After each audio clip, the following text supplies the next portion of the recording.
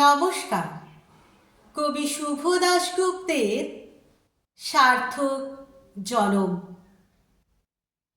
যে ছেলেটি চায়ের দোকানে এঁটো কাপ ধুচ্ছে রাস্তার ধারে, তাকে ডাকুন, তার কানে কানে বলুন, সুজলাং সুফলাং মলয়জ শীতলাং শস্য শ্যামলাং মাতরম বন্দে মাতরম।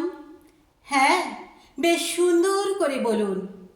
যে মেয়েটি চাকরির নাম করে বনগা কিংবা চাকদা থেকে রোজ সকালে ট্রেনে সেজে গুজে শহরে আসছে শরীর বেচে চাল ডাল নুন কিনতে, তাকে ডাকুন, তার কানে কানে সুরেলা কণ্ঠে বলুন, সার্থক জনম আমার, জন্মেছি এ দেশে।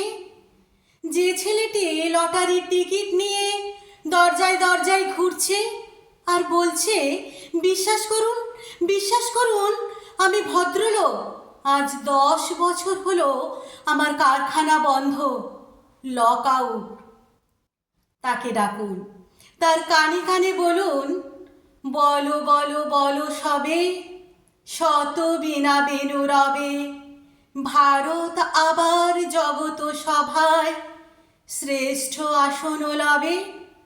রাতের আকাশ কাঁপিয়ে অঝোর ধারায় বৃষ্টি নামলে যে মা আজও লণ্ঠন হাতে টালির ঘরের দরজায় ঠাঁই দাঁড়িয়ে থাকেন তার খোকন ফিরে আসবে বলে, যে খোকনকে এমনই এক বর্ষার উন্মত্ত রাতে কালো গাড়ির পুলিশ ডেকে নিয়ে গিয়েছিল, আর বরানগরীর রাস্তায় ভোরের ঘুম ভাঙা কুকুর প্রথম দেখেছিল যার গুলিবিদ্ধ রক্তাক্ত লাশ, সেই মাকে ডাকুন, তার কানে কানে বলুন, হাম বুলবুলি হ্যায় ইসকে, ইয়ে গুলিশিতা হামারা হামারা, সারে জাহা সে আচ্ছা হিন্দুস্তা হামারা হামারা।